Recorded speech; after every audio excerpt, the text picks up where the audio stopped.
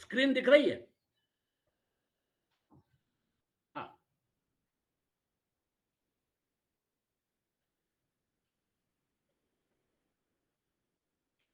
ये 53वां जो श्लोक है, उसके पहले आपने देख लिया कि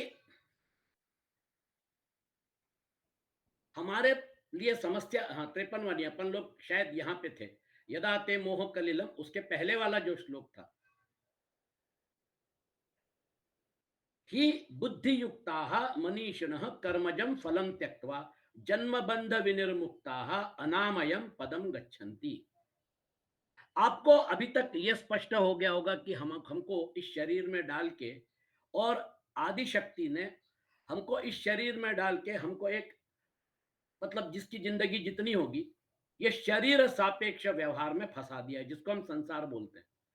ये संसार हमको चिपक जाता है, और संसार चिपकने की वजह से अगले जन्म की तैयारी हो जाती है, क्योंकि मन में वो वासनाएं आगे बढ़ती हैं।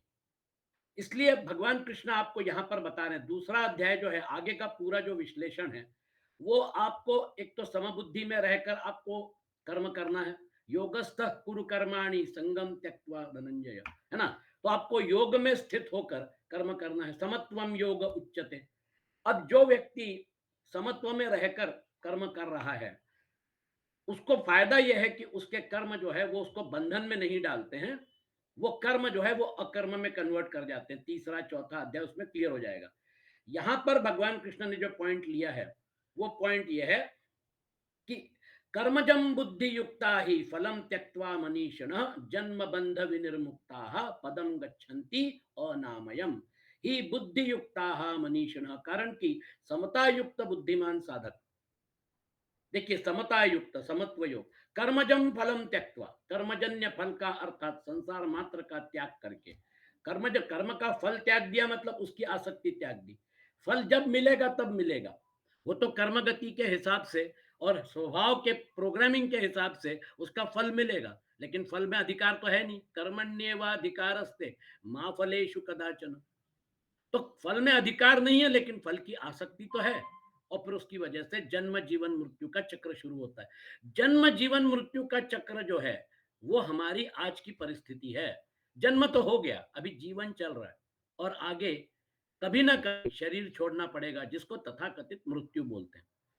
जन्म जीवन मृत्यु के इस प्रवास का कारण मीमांसा आपके सामने भगवान कृष्ण प्रस्तुत कर रहे हैं। इसको अच्छी तरह समझ लीजिए, तो फिर आपको अपने जीवन का गणित पूरी तरह से समझ में आएगा।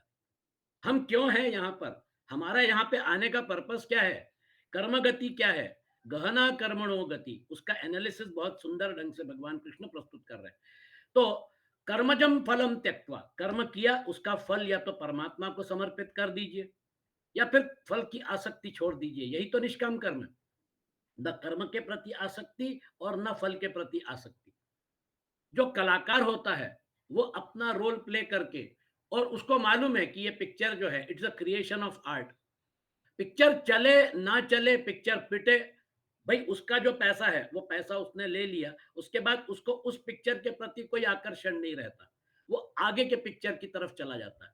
उसको सिर्फ रोल प्ले करना है, और रोल प्ले करके वो जो कलाकृति है, उस कलाकृति में एक अपना सहयोग देना है। उसी प्रकार से ये तथाकथित जो संसार या ब्रह्मांड है, पृथ्वी है ना, आकाश, आपका सूर्य चंद्र तारे, ये सब अपना अपना रोल प्ले कर रहे हैं, और इस गति, इसकी इनकी गति और स्थिति की वजह से काल गणना शुरू होती। काल, कल आज और कल, ये काल जो है, इस काल में आप देखिए, सुबह उठने के बाद मुझे ये करना है, मुझे वो करना है, इस काल की गति में हम कर्म करते हैं।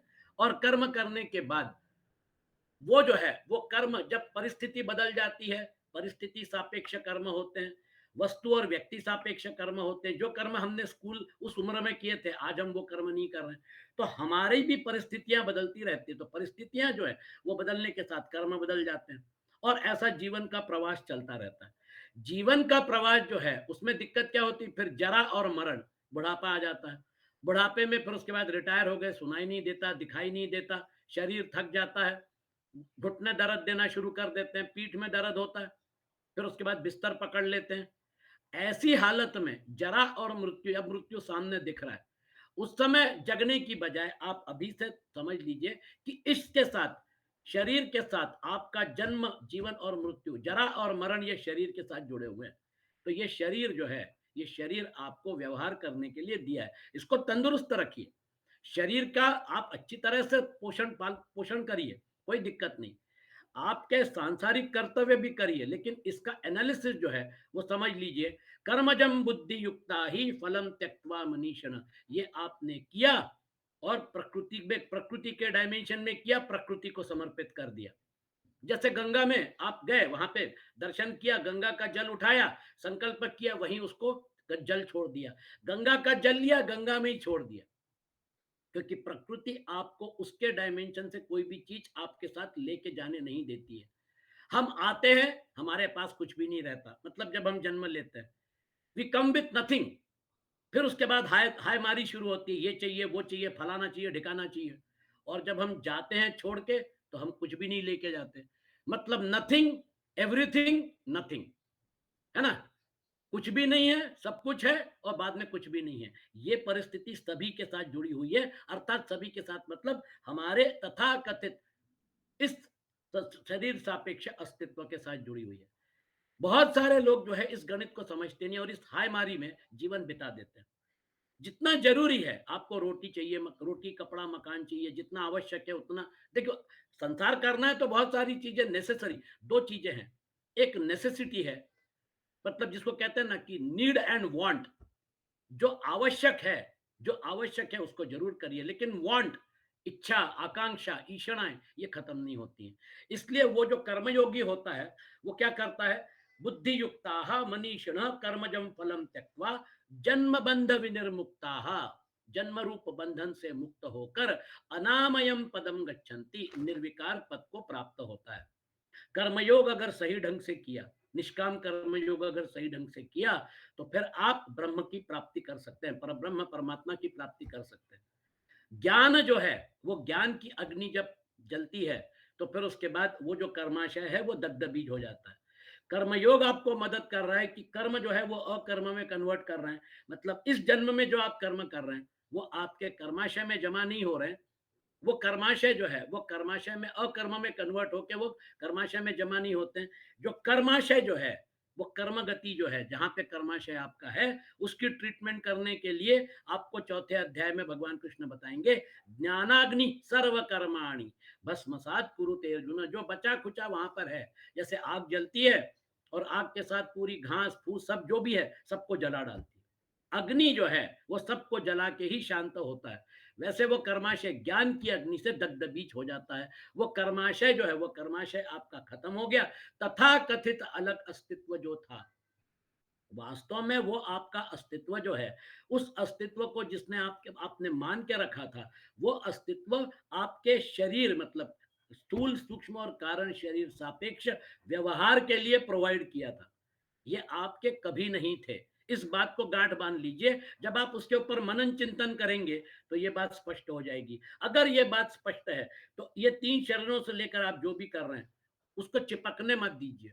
वो करिए, अच्छे से करिए, कुशलता से करिए, बढ़िया ढंग से करिए, लेकिन उसको चिपकने मत दीजिए। अगर वो चिपक गया, तो फिर अगले जन्म की तैयारी हो जाएगी।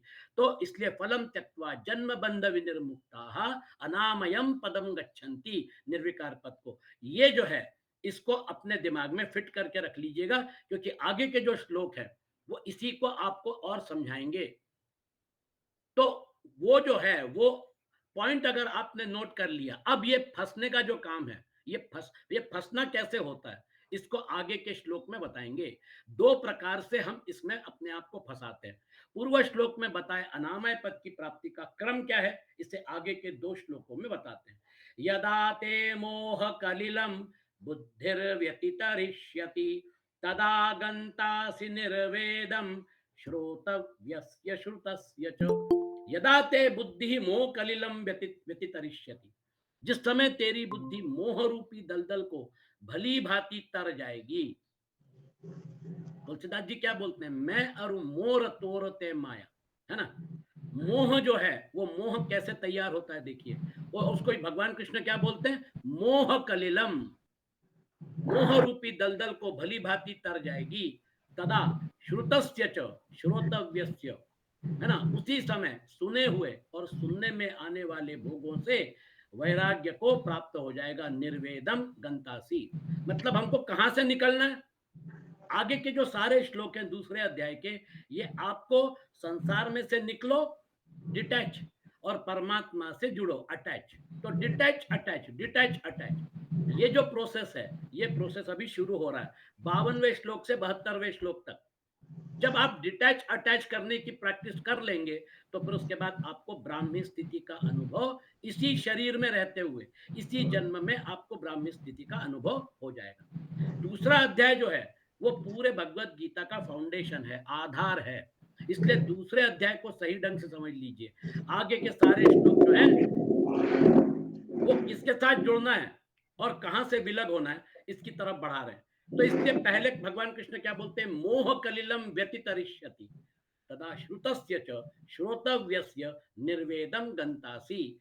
सुने हुए जो भोग हैं, लोग बोलते हैं यहां जाओ, वहां जाओ, इधर जाओगे तो बड़ा एंजॉयमेंट होगा, यूरोप टूर जाओ, अमेरिका टूर जाओ, ये करो, वो करो, फलाना करो, ढिकाना करो। और उसके अलावा अपने शरीर से मोह, अपने परिवार के लोगों से मोह, अपने रिश्तेदारों से मोह, जो अर्जुन को हो गया था।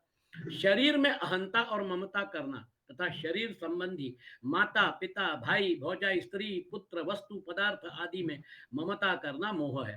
कारण कि इन शरीर आदि में अहंता ममता है नहीं, केवल अपनी मानी हुई है। आप देखिए ना लोगों का व्यवहार, आप देखिए, हम मन के साथ किसी से जुड़ते हैं, हम उसका, मेरा मन और उसका मन, हम मन से, मतलब मन मन के साथ जुड़ता है, बुद्धि बुद्धि के साथ जुड़ती है ना?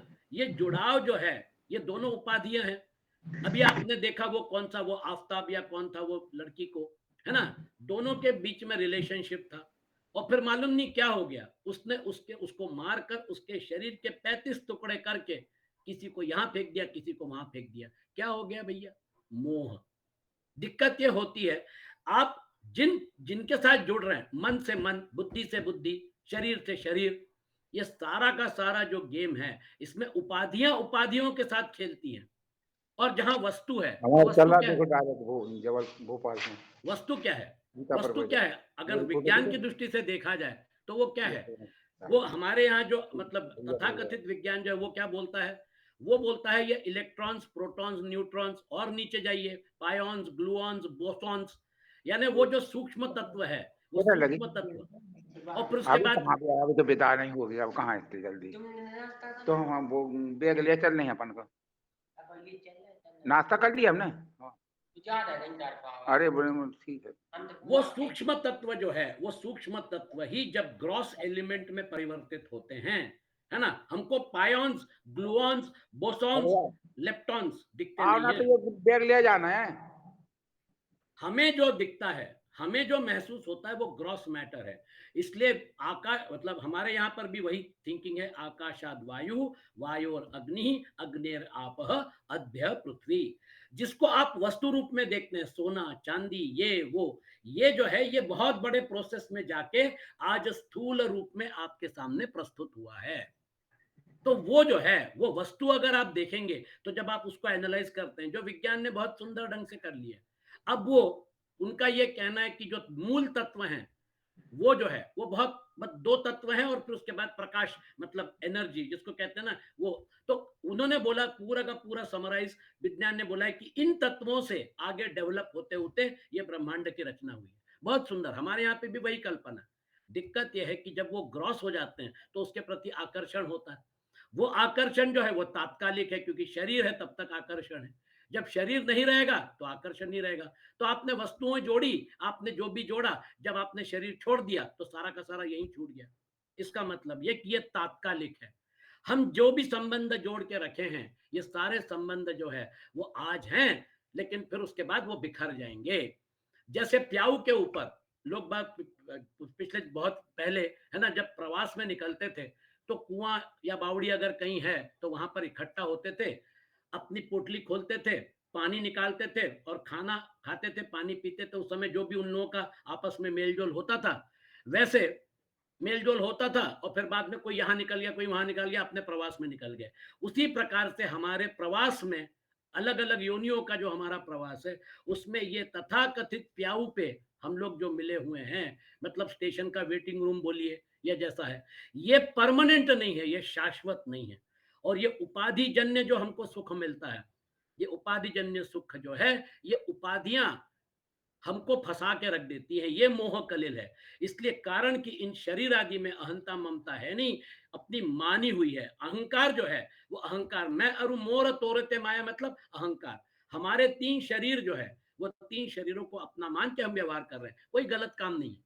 व्यवहार के लिए तीन शरीरों को अपना मान के सब्जेक्ट ऑब्जेक्ट ड्युअलिटी में ही व्यवहार होगा, लेकिन सब्जेक्ट ऑब्जेक्ट ड्युअलिटी का व्यवहार तात्कालिक है, जब तक शरीर है तब तक है, जब शरीर नहीं रहेगा तो व्यवहार नहीं रहेगा। इस ये तो यानी तर्क से क्या, ये तो स्वतः सिद्ध है कि जब व्यक्ति चला जाता है तो आप उसकी फोटो जो है, उसकी फोटो को माला पढ़ा देते हैं, और फिर कभी मतलब क्या कहना चाहिए, उनको याद करते हैं, आप वर्ष श्राद्ध मनाते हैं, श्राद्ध तर्पण करते हैं।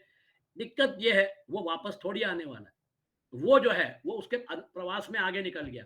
जिस परिस्थिति में आप उनके साथ इंटरैक्ट किए थे वो परिस्थितियां भी बदल गई, आपके जीवन में परिस्थितियां बदलती हैं। इसको इसलिए भगवान कृष्ण बोलते हैं मोह कलिलम बुद्धिर्व्यतितरिष्यति। कारण कि इन शरीरादि में अहंता ममता है नहीं। अनुकूल पदार्थ वस्तु व्यक्ति घटना आदि के प्राप्त होने पर प्रसन्न होना, और प्रतिकूल पदार्थ वस्तु व्यक्ति आदि के प्राप्त होने पर उद्विग्न होना, संसार में परिवार में विषमता पक्षपात मात्सर्य आदि विकार होना, यह सब का सब कलिल अर्थात दलदल है।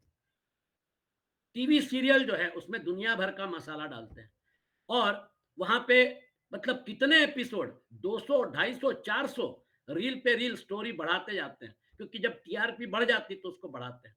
और ये दुनिया भर का मसाला मतलब द्वेष मोह, आप उनके डायलॉग देखिए, वो वास्तविक है क्या? वो सब झूठ है। वो सिर्फ एक टीवी सीरियल का हिस्सा है, उसमें हर एक जन रोल प्ले कर रहा है। वो वहां पे जो अपने मतलब यानी भावनाओं को व्यक्त करते हैं, द्वेष मोह, है ना, जिस प्रकार से वहां पे पॉलिटिक्स चलता है। टीवी सीरियल पूरी की पूरा का पूरा टीवी सीरियल एक कलाकृति है, लेकिन उसको जीवंत किया जाता है कलाकारों के द्वारा। उसी प्रकार से आपको और हमको कलाकार के रूप में यहाँ पर प्रस्तुत करके इसको जीवंत बनाया है। अविभक्तम च भूतेषु विभक्तमिव च स्थितम। अगर हम नहीं रहेंगे तो फिर इसमें जीवंतपन नहीं रहेगा। उपाधियां जो है वो अपने मन से अपने हाथ से कुछ नहीं कर सकती, इसको चेतन की जरूरत है। इसलिए 7वें अध्याय में वो बोलते हैं अपरेयमितस्त्वन्याम विद्धि प्रकृति में पराम जीव भूताम महाबाहो ययेदम धार्यते जगत। मैंने मेरे तीन शरीरों को धारण किया है, आपने अपने तीन शरीरों को धारण किया है। विभक्त रूप से हम अपने अपने शरीरों को धारण करके व्यवहार कर रहे हैं, लेकिन हम जिन शरीरों को धारण कर रहे हैं, अगर हम धारण ना करें तो फिर वो बिखर जाएगा, क्योंकि अपरा प्रकृति जो है उसमें गति है, वो चलायमान है, वो गति की वजह से वो टिक नहीं सकती, इसलिए उसको धारण करना पड़ता है। इसलिए परा और अपरा के संयोग से हमारा शरीर, मेरा शरीर, आपका शरीर चल रहा है। लेकिन वास्तविकता यह है कि अपरा प्रकृति को धारण करने वाली परा प्रकृति जो है वो शाश्वत है, वो जो है वो परिवर्तनशील नहीं है, लेकिन अपरा प्रकृति परिवर्तनशील है। ये जो है हमारे जो इसको जो ग्रंथि बनी है परा और अपरा की, इसको अच्छी तरह से समझ लीजिएगा। वो जो है परिवार में विषमता पक्षपात, यह सब का सब कलिल अर्थात दलदल। इस मोह रूपी दलदल में जब बुद्धि फंस जाती है तब मनुष्य किंकर्तव्य मूढ़ हो जाता है, फिर उसे कुछ सूझता नहीं। हम इसको रियल मान के इसको व्यवहार करते हैं, इसको रियल नहीं मानना है। ये व्यवहार का हिस्सा है, शरीर के साथ रहेगा, शरीर जब नहीं रहेगा तो फिर उसके बाद इसकी वास्तविकता खत्म हो जाएगी। व्यवहार जो है उसकी वास्तविकता शरीर सापेक्ष है, समझ लीजिए पॉइंट। व्यवहार को मैं निगेट नहीं कर रहा हूं, व्यवहार जो है वो शरीर सापेक्ष है, और एक दिन जब शरीर नहीं रहेगा तो व्यवहार जो है, जब शरीर नहीं रहेगा उसका, तो फिर वो यहाँ पे आके व्यवहार कैसे करेगा? जो चले गए हैं वो यहां पर आकर व्यवहार नहीं कर सकते। ये जो व्यवहार का डायमेंशन है, इस व्यवहार के डायमेंशन से वो दूसरे डायमेंशन में चले गए। इस मोह रूपी दलदल में जब बुद्धि फंस जाती है तब मनुष्य क्या, यह वह स्वयं चेतन होता है। पॉइंट अच्छे से समझ लीजिए। चेतन होता हुआ भी शरीर आदि जड़ पदार्थों में अहंता ममता करके उसके उनके साथ अपना संबंध मान लेता है, पर वास्तव में वह जिन जिन चीजों के साथ संबंध जोड़ता है वे चीजें इसके साथ सदा नहीं रह सकती। ये तात्कालिक है और यह भी उनके साथ सदा नहीं रह सकता, परंतु मोह के कारण इसकी इस तरफ दृष्टि ही नहीं जाती। प्रत्युत यह अनेक प्रकार के नए नए संबंध जोड़कर संसार में अधिक से अधिक फंसता चला जाता है, जैसे दलदल में लोग फंसते हैं। आप जब इस लेवल पे एनालाइज करेंगे और फिर उसके बाद जब आप लोगों से व्यवहार करेंगे तो आपको समझ में आएगा कि जो भोगवादी हैं वो कितने दलदल में फंसे हुए हैं। उन्होंने अपने आप को पूरी तरह से दलदल में फंसा दिया। ये मोह कलिल है, ये कभी खत्म ना होने वाला इक्वेशन है। कितना भी जोड़ लो, लाख मतलब एक 1 लाख रुपया है या 1 लाख करोड़ रुपया है या 10 लाख करोड़ रुपया है, अगर सब यही छोड़ना है तो फिर क्यों कमा रहे हो, क्यों भाग दौड़ कर रहे हो? नंबर 1 बनने के लिए, नंबर 2 बनने के लिए, ठीक है करो। शक्तिशाली बनने के लिए। आज वो जो है अहंकार वश आज पुतिन पूरे यूक्रेन को तबाह कर रहा है। कल अगर वर्ल्ड वॉर हो गया और फिर उसके बाद बहुत सारे करोड़ों लोग मारे गए, उसकी जिम्मेदारी कौन लेगा? उसकी जिम्मेदारी कोई नहीं लेगा। लोग मर गए, ठीक है, वो तो होता रहता है ना? जैसा प्रथम विश्व युद्ध था, दूसरा विश्व, तीसरा विश्व युद्ध भी होगा।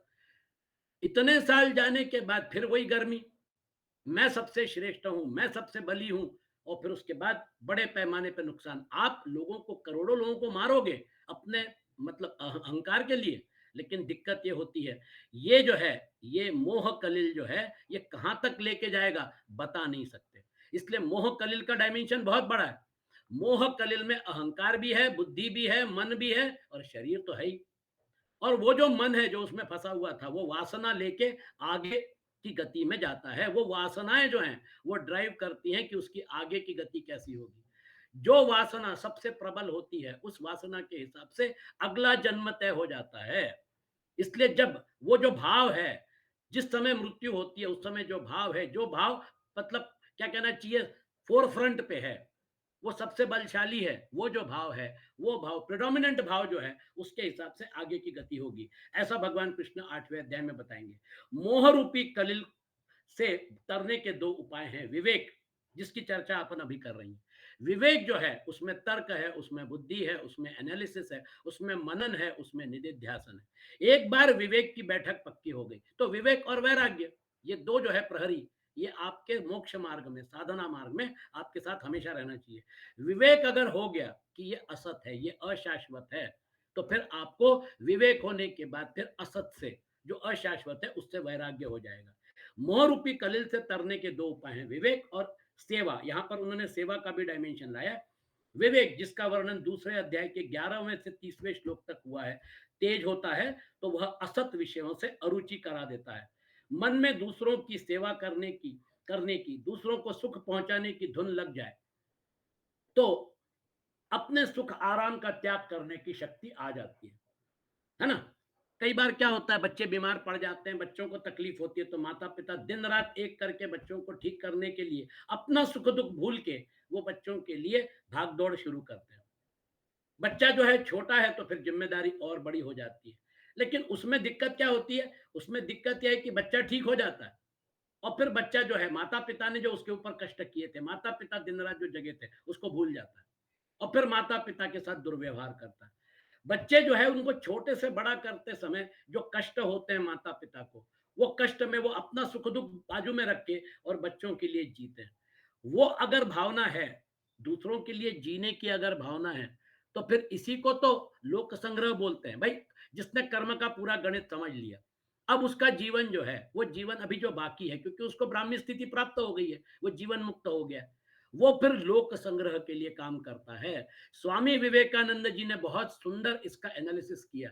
भगवत गीता जीवन में अगर उतारनी है तो फिर उसके बाद अगर सर्वात्म भाव अगर स्पष्ट हो गया है, तो फिर किसकी सेवा करो? गरीबों की सेवा करो, डिप्राइव्ड जो लोग हैं उनकी सेवा करो।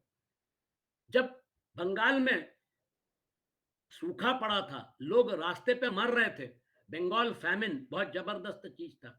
उस समय जब मंदिरों में घंटा बजाया जाता था, पूजा होती थी, आरतियां होती थी, घी के दिए जलाए जाते थे, उन्होंने बोला सारे मंदिरों को ताला लगा दो, मेरा भगवान जो है वो रास्ते पे दम तोड़ रहा है ना? Service to humanity is service to God, ये स्वामी विवेकानंद के शब्द बहुत मार्मिक है। मानव सेवा ही ईश्वर सेवा है। जब सर्वात्म भाव अगर जग गया है तो वहां पे परमात्मा को देखो ना। ये जो है इस पॉइंट को समझ लीजिएगा। जब आपका सर्वात्म भाव जागृत हो गया तो फिर सभी जगह अगर आत्म तत्व दिख रहा है तो फिर स्वामी विवेकानंद, देखिए आदि शंकराचार्य के बाद उतनी क्लैरिटी ऑफ थॉट अगर किसी व्यक्ति में होगी तो वो स्वामी विवेकानंद थे। उनका जो लॉजिक था जबरदस्त था, और उस लॉजिक के साथ उन्होंने उस समय के जो नौजवान लोग थे, उस समय ऐसे लोग थे जिनको हिंदू धर्म का कुछ भी नहीं मालूम था, उनको हिंदू धर्म के प्रति आकर्षित किया।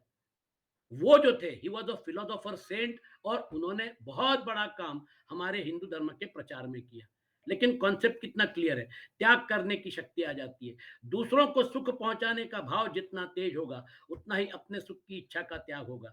जैसे शिष्य की गुरु के लिए, पुत्र की माता पिता के लिए, नौकर की मालिक के लिए, धीरे धीरे क्या होता है फिर आपका पूरा जीवन जो है वो त्यागमय हो जाता है। लोक संग्रह में वापी संपश्यन कर तुम अर्हसी, वो फिर जीवन जो है वो लोक संग्रह के लिए व्यतीत करता है, लोगों के सुख दुख को, है ना। तुलसीदास जी भी ये बोलते हैं, दूसरे का सुख अपना सुख, दूसरे का दुख अपना दुख। तो फिर आप में वो जो सहानुभूति है, वो सहानुभूति आपके सर्वात्म भाव को अभिव्यक्त करने का सबसे अच्छा साधन है। इसलिए यहाँ पर आपको विवेक और सेवा मतलब लोक संग्रह के लिए प्रेरित किया जा रहा है। वो ऐसे ही कर्मयोगी का संसार मात्र की सेवा करने का भाव हो जाता है तो उसको अपने सुख भोग की इच्छा स्वतः मिट जाती है। तदा गंतासि निर्वेदम श्रोतव्यस्य श्रुतस्य च। आज हमारे यहाँ पे कंपनियों का सीएसआर फंड है, कॉर्पोरेट सोशल रिस्पॉन्सिबिलिटी, मतलब सीएसआर। 2% 3% कमा रहे हैं 1,000 करोड़, उसका 2%, 20 करोड़ देने के लिए भी बहुत रोते धोते हैं, अरे बहुत ज्यादा मांग रहे हैं जोशी जी, है ना। हमने कहा भाई बहुत अच्छा प्रोजेक्ट है, इसमें आप अपना सीएसआर फंड दीजिए। नहीं नहीं, बहुत ज्यादा मांग रहे हैं, इतना थोड़ी लगता है। अपने पैसे से अपनी जो कमाई है, और सीएसआर फंड जो है वो उसमें टैक्स एग्जेम्पशन है, लेकिन सीएसआर का फंड निकालने के लिए परेशानी होती है। कोई बड़ा प्रोजेक्ट अगर शुरू करना है, जैसे हम लोगों ने सोचा था कि जबलपुर में अपन वैदिक विश्वविद्यालय बनाएंगे, तो एक मतलब तर्क ये था कि आप किसी कंपनी को पकड़िए इनके सीएसआर फंड से, अगर उनकी इच्छा हो तो फिर सीएसआर फंड आपको 20-25 करोड़ मिल जाएंगे, आप वैदिक विश्वविद्यालय बना सकते हो। देने वाले नहीं मिलते। अगर देना है तो 50 सवाल पूछते हैं, आप क्या कर रहे हैं, आप तो सिर्फ हिंदू धर्म के लिए कर रहे हैं, हम तो सर्वधर्म समभाव रखने वाले हैं। इतना आसान नहीं है। तो ये सीएसआर फंड्स जो है, कॉर्पोरेट सोशल रिस्पॉन्सिबिलिटी, ये क्यों डाल के रखी भैया, तुमने बहुत पैसे कमाए, अब समाज को भी कुछ दो। तो समाज के प्रति जो दायित्व है, उत्तरदायित्व है, जब हम उसको निभाना शुरू करते हैं, जिसको लोक संग्रह, भगवान कृष्ण ने लोक संग्रह शब्द यूज किया है, तो फिर अपना काम जो है वो और आसान हो जाता है। विवेक जो है वो आपको आत्म तत्व के साथ जोड़ रहा है, और वैराग्य जो है वो आपको, वैराग्य मतलब हिमालय में निकल जाइए, अब मुझे कोई लेना देना नहीं, ये एक पॉइंट है। दूसरा पॉइंट, भाई मैं घर गृहस्थी में हूं, मैं संसार में हूं, तो 4 लोगों की मदद करूंगा, 4 लोगों का भला करूंगा, बहुत काम है। अगर आप संसार में रह के अगर भगवत गीता जीना चाहते हैं तो फिर आपके लिए तो स्काई इज द लिमिट, क्योंकि यहाँ पर तो मतलब गरीबी है, भुखमरी है, 35 करोड़ लोग बिलो पॉवर्टी लाइन है।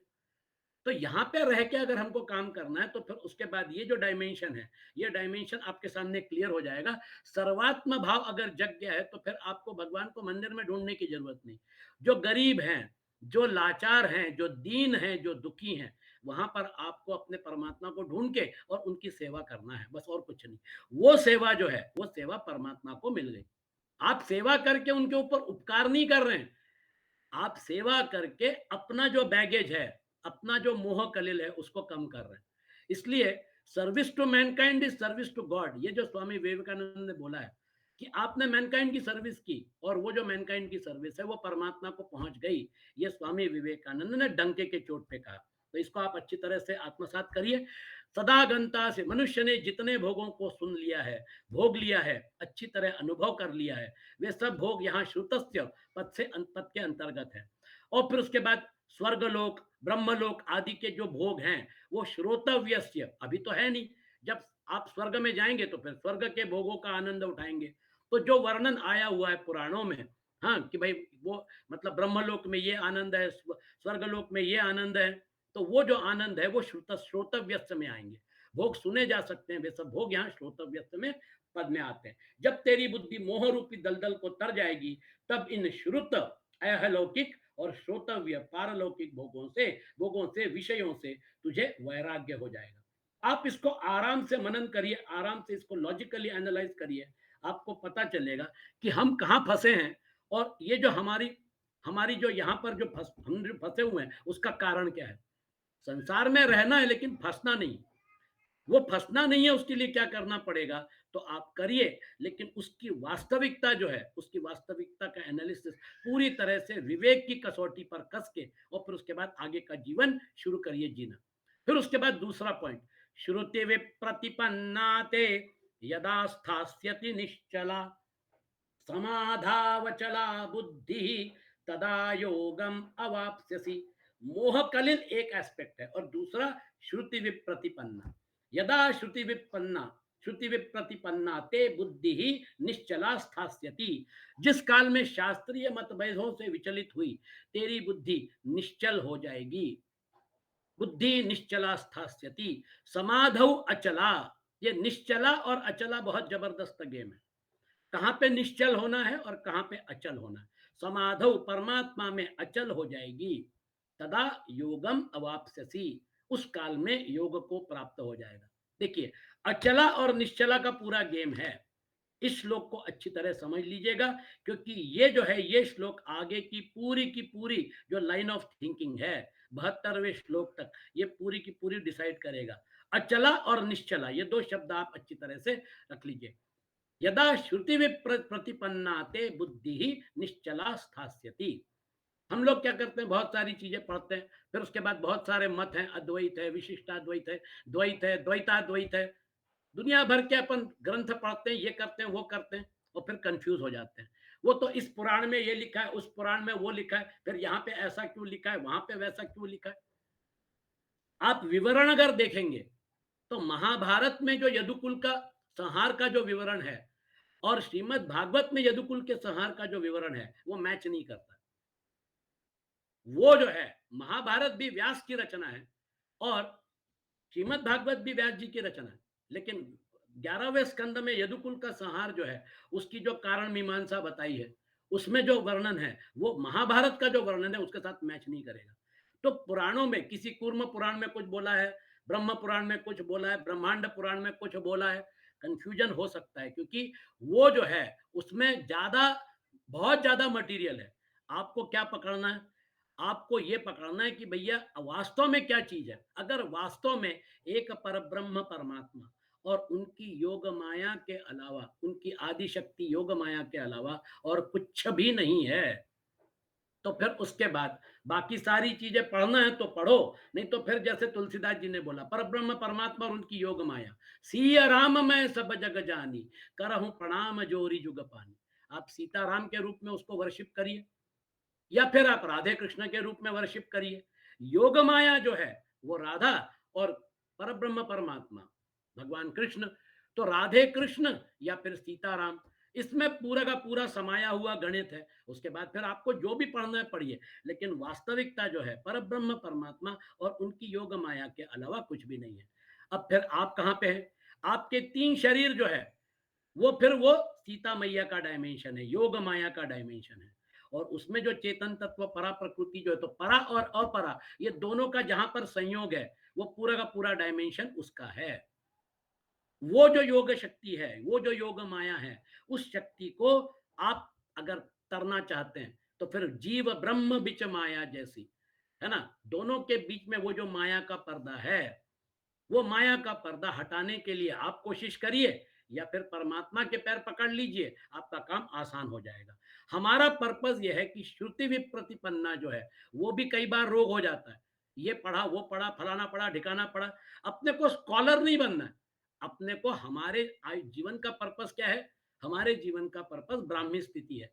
ब्राह्मी स्थिति प्राप्त करने के लिए अपने आप को जो दिशा में लेके जाना है, उस दिशा में भगवान कृष्ण बता रहे हैं। अच्छी तरह से एनालाइज किया है, आप इसके ऊपर जरूर मनन चिंतन करिए। इसलिए यहाँ पर श्रुति विप्रतिपन्ना, ये भी अपने आप में एक बहुत बड़ा प्रॉब्लम है। अर्जुन के मन में यह श्रुति विप्रतिपत्ति है कि अपने गुरुजनों का, अपने कुटुंब का नाश करना भी उचित नहीं है, और अपने क्षात्र धर्म युद्ध करने का त्याग करना भी उचित नहीं है। एक तरफ तो कुटुंब की रक्षा हो और एक तरफ क्षात्र धर्म का पालन हो। इसमें अगर कुटुंब की रक्षा करें तो युद्ध नहीं होगा, और युद्ध करें तो कुटुंब की रक्षा नहीं होगी। कंफ्यूजन।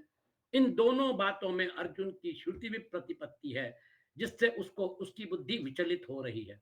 अतः भगवान शास्त्रीय मतभेदों में बुद्धि को निश्चल और परमात्मा प्राप्ति के विषय में बुद्धि को अचल करने की प्रेरणा देते हैं, निश्चला और अचला। और यहां पर उन्होंने क्या बोला, मोह कलिलम व्यतितरिष्यति। देखिए प्रॉब्लम कहां पे, मोह कलिल उसको तरना है, उसमें से बाहर निकलना है, और बुद्धि भेद जो है, बुद्धि भ्रम जो है, वो जो कंफ्यूजन जो है उसको दूर करना है। तो इसलिए श्रुति भी प्रतिपत्ति ये जो है ये भी प्रॉब्लम है, और मोह कलिल जो है ये भी प्रॉब्लम है। तो श्रुति भी प्रतिपन्नाते तदा योगम अवाप्स्यसि, ये अगर आपने कर लिया है ना, तो फिर भगवान कृष्ण बोलते हैं कि अचला, वो जो है परमात्मा की तरफ चलना है, तब उसके सामने साध्य और साधन विषय तरह तरह के शास्त्रीय मतभेद आते हैं। इससे मतभेदों की वजह से कंफ्यूजन होता है।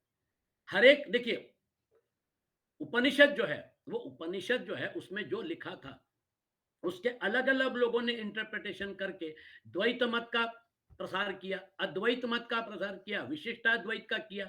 बहुत सारे स्कॉलर जो हैं आगे के, तो उनको प्रस्थान त्रयी जो है उसके ऊपर भाष्य लिखना पड़ता था, अगर अपने मत का अगर वो प्रसार करना चाहते हैं तो प्रस्थान त्रयी मतलब उपनिषद, भगवत गीता और ब्रह्म सूत्र, इनके ऊपर भाष्य लिखना जरूरी था।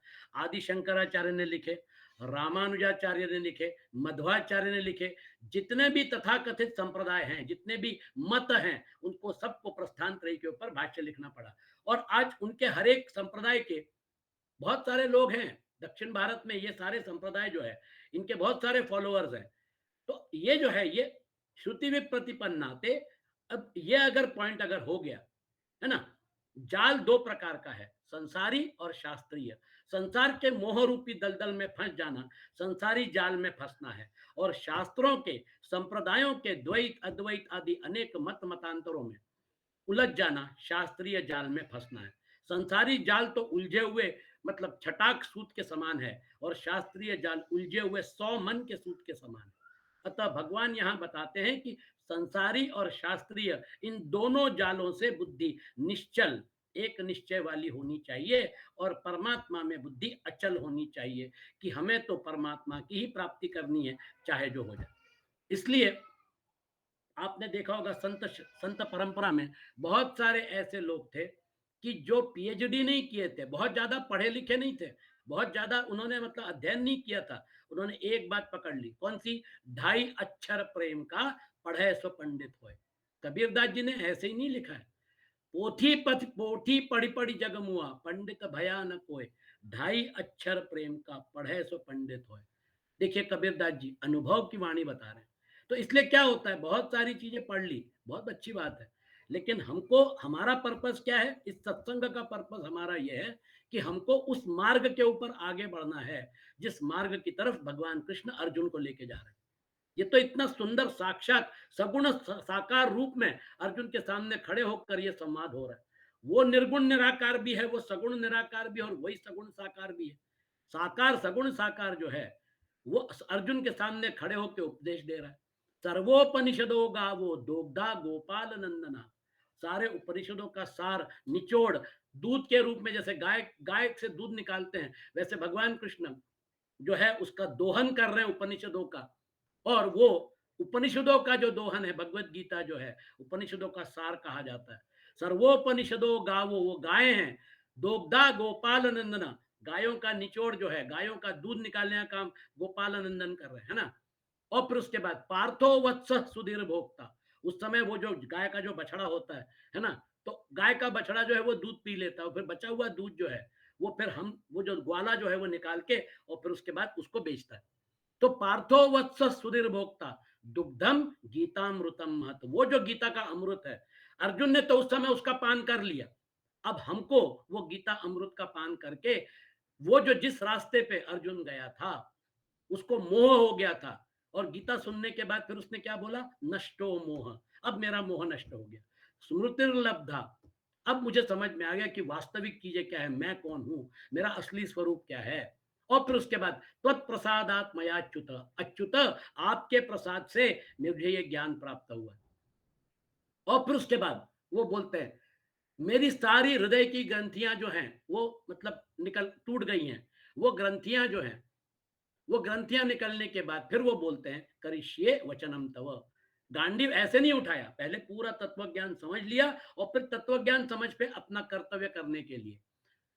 तो स्थितोस्मि गत संदेह, अब मेरा संदेह जो कुछ नहीं रहा। और फिर उसके बाद मैं, आपने जो करिष्ये वचनम तव, आपने जो बोला वो मैं करने को तैयार हूं। और फिर गांडी उठा के युद्ध किया, अपना कर्तव्य किया। हमको भी जीवन ऐसी जीना है। तो अर्जुन ने ये जानकर और फिर उसके बाद अपना कर्तव्य किया। उसी प्रकार से हमको भी जानकर ये कर्तव्य करना है। निश्चला, जब परमात्मा में अचल हो जाएगी, फिर वो स्मृति है, अरे मैं कौन हूं? मैं जो हूं वो परब्रह्म परमात्मा, ममैवांशो जीवलोके जीवभूत सनातना। अगर हम परमात्मा का अंश हैं तो हमको परमात्मा के साथ जुड़ना है।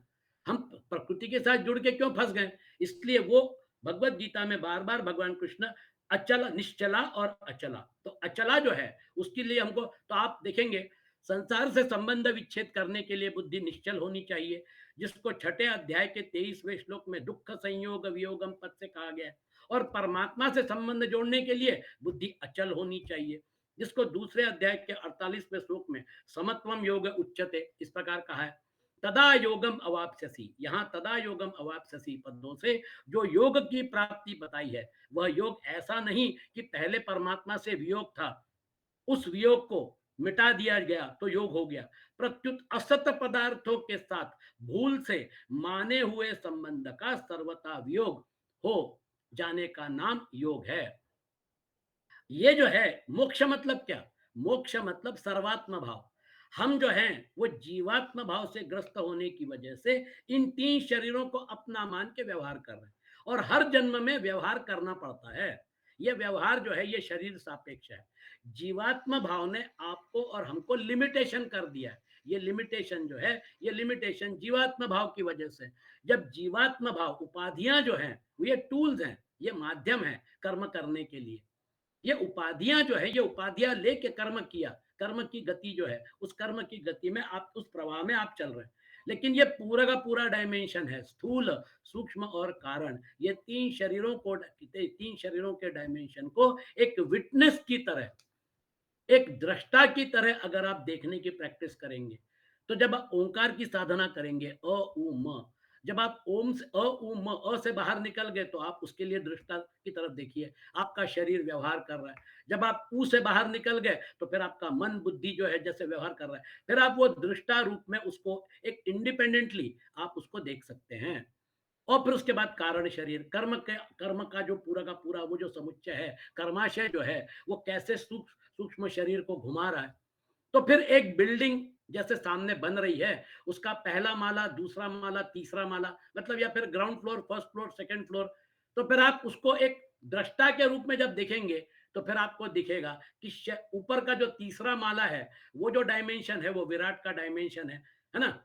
उस डायमेंशन में बहुत सारी चीजें हो रही हैं, दुनिया भर के कर्म, ये करना है वो करना है। और फिर उसके बाद जन्म के बाद, है ना, वो जो विराट का डायमेंशन है वो वहां पर है। और फिर उसके बाद मृत्यु के बाद वो वापस छलांग लगाता है आपके हिरण्यगर्भ के डायमेंशन में, सूक्ष्म शरीर के डायमेंशन में। वहां पर जो है वो फिर, जैसे वो मतलब सर्कस में होता है ना, वो झूला झूलते हैं आखिर में, तो वो फिर क्या होता है यहाँ पर मतलब करतब दिखाते हैं, फिर वापस वहां पे चले जाते हैं। वो जो है उसी प्रकार से वो सूक्ष्म शरीर स्थूल धारण करता है और फिर उसके बाद वापस सूक्ष्म शरीर के साथ उसको छोड़ के वापस आ जाता है। फिर आपको दूसरा और तीसरा माला मतलब वो अच्छे से दिख रहा है। और फिर उसके बाद कारण शरीर का डायमेंशन है, जहां पे कि एक ही बैंक है लेकिन बैंक अकाउंट अलग अलग है। और फिर उसके बाद अलग अलग अकाउंट होल्डर जो है वो अपने अपने अकाउंट का हिसाब किताब रख रहे हैं। वास्तव में बैंक एक ही है, मैंने जो अकाउंट में पैसा जमा किया, आपने जो किया, वो बैंक तो उसको पूरे पैसे को इकट्ठा करके और फिर उसका अपना व्यवहार करती है। तो फिर ईश्वर सर्वभूतानां, जब आप उसको विटनेस स्टेज में देखना शुरू कर देते हैं तो फिर आपको पता चलता है कि ओ, ये जो है इसके साथ मेरा तथाकथित माना हुआ संबंध था, मैं इसमें रह भी सकता हूं, इससे बाहर भी निकल सकता हूं। इसलिए ओंकार साधना, जब आप उस बिंदु में अपने आप को अवस्थित कर देते हैं, वो जो आपकी तुरीय अवस्था है, वो जो आपकी शाश्वत अवस्था है, वो बिंदु नहीं है, वो अनलिमिटेड है, वो सर्वात्म भाव है। इसलिए ये प्रैक्टिस करिए, जीवात्म भाव से निकलकर सर्वात्म भाव की तरफ बढ़ने की प्रैक्टिस करिए। इसलिए ओंकार साधना जरूर करते रहिए। अपना पर्पज जो है वो ये है, उस स्थिति में योग है। तो निश्चला और अचला वहां पे जाके अपने आप को जरा थोड़ा एस्टेब्लिश करिए। वह वास्तविक स्थिति ऐसी विलक्षण है कि उससे कभी वियोग होता ही नहीं। वो तो बेस है ना, वो तो अधिष्ठान है, वहीं से तो प्रोजेक्शन हुआ है। वो प्रोजेक्शन जो है, वो प्रोजेक्शन मतलब कैसा है, लहरें कब, लहरों के लिए बेस चाहिए ना। लहरें किसके ऊपर उठ रही है, समुद्र के ऊपर। लहरों में पानी कौन सा है, समुद्र का। ये उपाधियां जो हैं, ये उपाधियों का बेस क्या है, वही परब्रह्म परमात्मा। ये उपाधियों का बेस जो है, उस बेस के साथ ही गेम शुरू होती है। आप विड्रॉ कर लिए उम से, तो आप कहां पे हैं, अभी आप टच बेस में, अभी आप बेस में पहुंच गए। वो जो बेस है, वो बेस हमेशा है, क्योंकि अधिष्ठान के ऊपर ही ये सारा खेल चल रहा है। ये पूरा का पूरा विराट का डायमेंशन, हिरण्यगर्भ का डायमेंशन और ईश्वर का डायमेंशन, उसका शाश्वत बेस, परमानेंट बेस जो अधिष्ठान है, वो जो है वो आपकी मूल अवस्था है। इसलिए अब मुझे स्मृति प्राप्त हो गई कि मेरा बेस क्या है। मैं तो संसार को बेस मान के मोह में फंस गया था। अब मुझे वो समझ में आ गया कि ये तो हल्का फुल्का बेस है। उसके नीचे जो गहन समुद्र है, जो गहन सागर है, वो एक रूप है, वो अधिष्ठान है। अर्जुन को फिर उसके बाद तो स्मृतिर्लब्धा, है ना। वो स्मृति ये है कि मेरा बेस क्या है। हर एक आदमी को इच्छा होती, मैं कौन हूं, मेरा बेस क्या है। तो फिर आपको अपना बेस पता चलना चाहिए। फिर उसके बाद आपको जो आनंद आएगा, फिर उसके बाद आपको जो शाश्वती होगी, वो जो परमानंद का फायदा होगा, क्योंकि वो अनलिमिटेड है। वो जो है सतचित आनंद है, वो जो है सत्यम ज्ञानम अनंतम है, वो अनलिमिटेड है। तो सर्वात्म भाव जो है, उसमें फिर आपको उन चीजों की अनुभूति होती है। चलिए आगे बढ़ते हैं। वास्तव में यह योग नित्य योग वाचक है।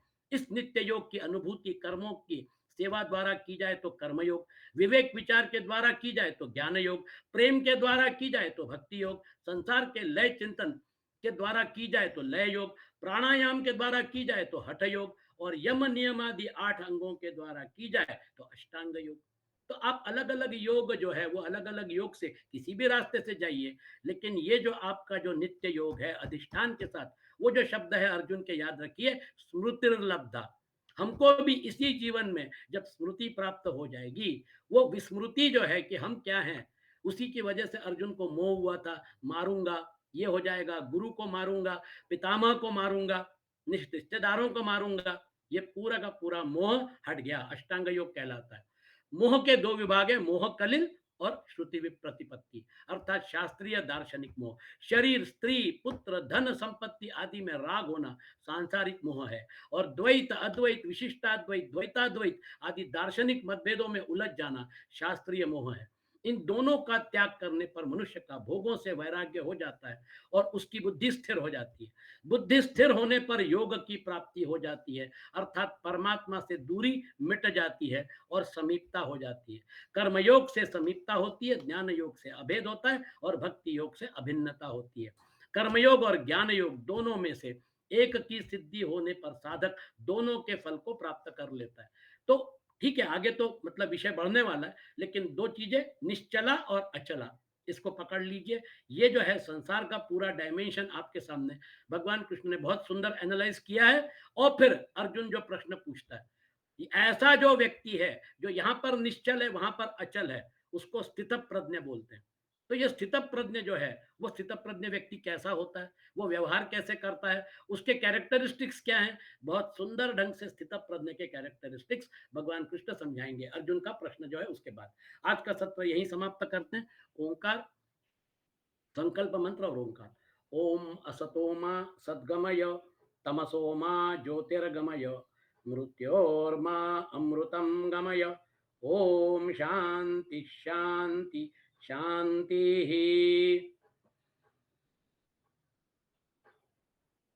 ओम